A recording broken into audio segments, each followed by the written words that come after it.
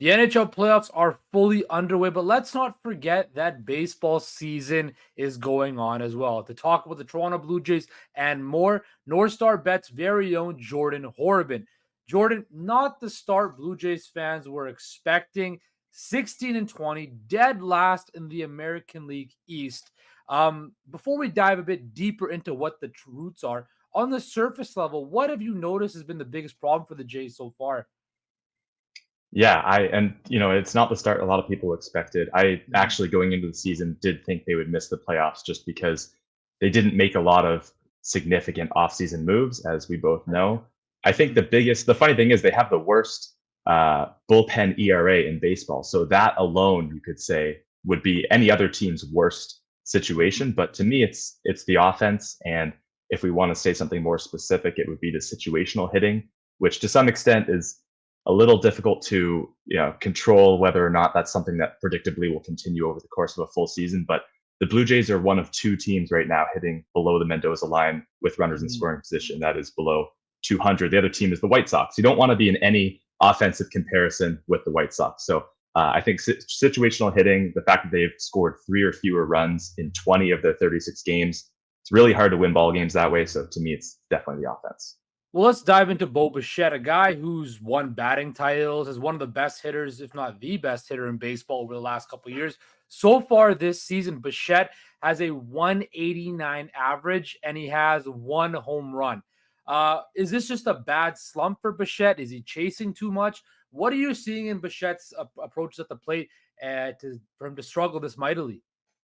Yeah, I mean, it's an unbelievable slump for someone who has led the AL in hits 2 of the past 3 seasons. I could not have ever predicted this for him, and I think nobody really would have, but it's contact quality, and he's hitting. Baseball Savant has some really great metrics for this. He's somehow hitting on top of the ball and under the ball at a higher rate, both of those, than ever before in his career. So he's not barreling up the ball really very much at all. And again, it's going to be hard to put hits together that way. So the strikeout numbers aren't off the charts for him. The swing and miss stuff isn't off the charts relative to kind of what he's Mhm. been like in his career. It's just a matter of the bat to ball stuff. He's just not hitting solidly. And again, it's been a month and a half here, give or take, a little less than that. So you'd still like to think that over the course of a full season, there might be some adjustment, some positive regression, but it's been really bad and it's been extremely out of character. Yeah, now speaking of Vladdy, he's got 234 average. He has 4 home runs on the season. But it always seems that with Blue Jay fans, you're always wanting more from Vladdy, whether that's because he's won the home run derby, he's got, we saw the 2021 season almost winning MVP. But my question is this: was that 2021 season where he almost won MVP and was challenging Otani? Was that the outlier season and Vladdy is what he is, what we've seen over the last few years? Or is that near MVP form still there? Yeah, it's a good question. I think unfortunately, as years pass, it becomes more and more of an outlier, and it becomes more of his ceiling, which you don't want to see someone ceiling at whatever he was, 22 years old or something like that at that Mm, stage, because you'd think, well, this is just the beginning for him. Obviously, yes, the Blue Jays played in what some people might refer to as Mickey Mouse ballparks that season. Some minor league in a literal sense ballparks, which he definitely had some nice numbers at, but the thing with Vladdy, and I feel a lot more heartened by his approach and his production than I do with Bo, because with Vladdy, the bat to ball skills are still shining through. He's still hitting the ball really hard. As of this point of the season, we're speaking on May 8th here, his expected slugging percentage is about 100 points higher than his actual slugging percentage. So to me, that indicates that his batted ball quality is a lot better than it's been. Now the production wise has been really poor. So mhm. we're just trying to get back to a better stage. It's still nowhere near that 2021 season. So to answer what you're originally saying, I do think it does look like an outlier. Unfortunately, I think he still has that elite exit velocity, that elite hard hit rate that Mhm. you'd like to think he can unlock more than we've seen in the years since. But to think that we would get back to a runner-up MVP position, that's a bit of a pipe dream, at least at this point. Well, he's got a big contract coming up soon, too. Just going over to the mound, Alec Manoah, we saw him on Sunday in his first appearance in the regular season. 4 innings pitched, 6 hits, 6 earned runs, 2 home runs given up. When is it time to just I don't know what to say, that he's officially broken and just don't bring him back up to the majors unless you're 1000 for sure he's ready? Like, is there a chance that we could never see Alek Manoah ever again in the big leagues? Well, I think we're going to see him at least one more start Yeah. because John Schneider, after the game, did say that he would stay in the rotation. And Alek Manoah has two more minor league options. So Mhm. at this point, the team can continue to cycle him back down to Buffalo if they want and give him another couple of opportunities without having to go the DFA route. Now, if they were to DFA him, Mhm. who's to say another team would even claim him? I have no idea.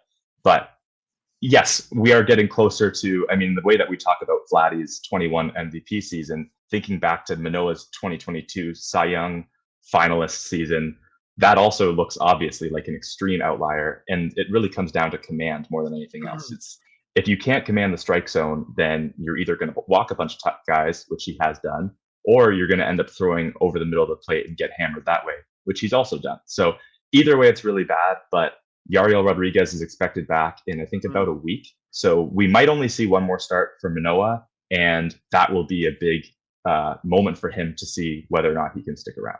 Do you think that just this precipitous fall off is just it's strictly to do with confidence more than mechanicals or anything like that? Like he just a young pitcher who seemed to be at the top of his game pitching in the All-Star game, like and then of course a Cy Young finalist, like you mentioned, pitching at Yankee Stadium on opening day. Is it just simply a guy who just lost all of his confidence, or is there actual mechanics to his pitching that are off as well? Yeah, I mean, I had the opportunity to cover him in Mhm. his initial season, and I remember his first start at Yankee Stadium, and his mom was in the crowd, and it was a really exciting day, I think, for Blue Jays fans to see this guy who had such a meteoric rise. He'd only pitched, I think, about 30 innings in the minor leagues, and then Mhm. all he here he is striking out Aaron Judge at Yankee Stadium. So it's unbelievable to think again where we were then versus where we are now. Mhm. I haven't had an opportunity to speak to him in the past couple of years, so I don't want to, play therapist too much here. But I definitely think that confidence has to be at the core of this because if you're not confident in your ability, then you get in your own head certainly, and that's going to affect your mechanics, affect sort of your body language and everything else. So I think it all is sort of one unfortunate package that really at the core of it is a lack of confidence. And hey, I wouldn't be very confident either if I was going out there and I didn't know where the ball was going. I don't know about Exactly. you, but that would really do a number on me. So Mhm. Now, like I mentioned before, Blue Jays last in the AL East, 16-20 on the season. The Oakland Athletics, or I guess the Athletics, as they are just called right now, have more wins than the Jays. John Schneider, another lightning rod of criticism and stuff like that in the Toronto baseball market. How hot is his seat, and could you envision a managerial change during this regular season? Or is that something that's going to wait till the offseason? yeah, well, between Bichette and Schneider, we're averaging about 2/3 of um, guys getting kicked out in this last half week. So Yeah. tensions are high, certainly. I think with Schneider, I actually looked back at the situation where that he was brought into midseason in 2022. So that was just before the All-Star break that Charlie Montoyo was fired. The Blue Jays were 4 games over 500, and they were actually in a wild card spot now, about half a season to go, but still, that's where they're at. So here they are now. They're last in the division. They're 4 games below 500. It's a lot earlier in the season. But I think given the situation that Schneider was brought into, certainly you could say that Blue Jays could make a move now or sometime soon if they'd want to, because they're in a much worse spot at this Mm, point 2 seasons later. I think absolutely it would make sense for them to move on from Schneider. Personally, though, I don't love it just because I mm, think two mid-season managerial moves in a span of 3 years, not a very good look for a club. I like the idea of having a thorough search in the offseason to try to find your guy, if in fact we go along the route here of Schneider not being that fit. So, they might make a move, and I think again, given what this organization has done in the past, it would make sense. But I think turning the page at a later date, personally, I would prefer just because two midseason firings in a 3 year span is really not a good look. Well, for everybody out there, the Jays still have the third best odds to win the American League East at NorthStar Bets at plus 1500. So hey, look, there's still a chance to turn it around. Let's go across the league right now. What are some of your biggest surprises? Is it Juan Soto and how well he started off in New York? Is it the Baltimore Orioles leading the American League East? Is it something out of the National League? What has been some of your most positive surprises in baseball and one of your most biggest disappointments so far, regardless of the Blue Jays? Okay, so positive surprise. I'm gonna go widespread here and say the AL Central because the Mhm. AL Central, a lot of winning ball clubs right now. Again, Yep. it's early May, tons of time for that to change. I think everyone expected that the Guardians and the Twins would be the ones competing for that division. Mhm. To me, I like the Twins a little bit better because I think they've got a little bit more pop in that lineup. But both the Guardians and the Twins have some pretty nice pitching. But the Tigers and the Royals are, both sticking around. I mean, Tariq Skubal for the Tigers, he's a legitimate AL Cy Young Mhm. contender, and that was known going into the season. But his profile has heightened even more as he's been able to show off his stuff. And then for the Royals, Bobby Witt Jr. I mean, if you're a Royals fan, and you don't have a Bobby Witt Jr. jersey. I would go out and get one of those powder blue ones because first of all, it looks sick. Second of all, he's locked in long term, and third, he's an absolute baller. So I Mhm. think the AL Central as a whole has been a really good news story for what's been relatively a doormat of a division in recent years. On a more negative side or a bigger disappointment, I think it's got to be the Astros. I mean, the Astros are like 11 games below 500 or something like that. Their run differential is actually not that bad, so there's still a lot of time for them to figure it out. But this is a team that we've seen make the ALCS, I think 7 years in a row. Don't quote me on that, but it's something like that, something crazy that you would think wouldn't happen in the sport these days. And they win all the time. So obviously, a fall off comes for everyone. But at this point, it's stunning to see it happen in real time. And I still think they could turn it around, but the record's been really bad. Yeah, I do agree with you, but I think we've all know about the Houston Astros is they're injured right now, but once they get healthy and they start going, you can't really count them out. Jordan, I want to thank you for your time, and I'm sure we'll talk some baseball down the road soon enough. Yeah, thanks a lot, Justin.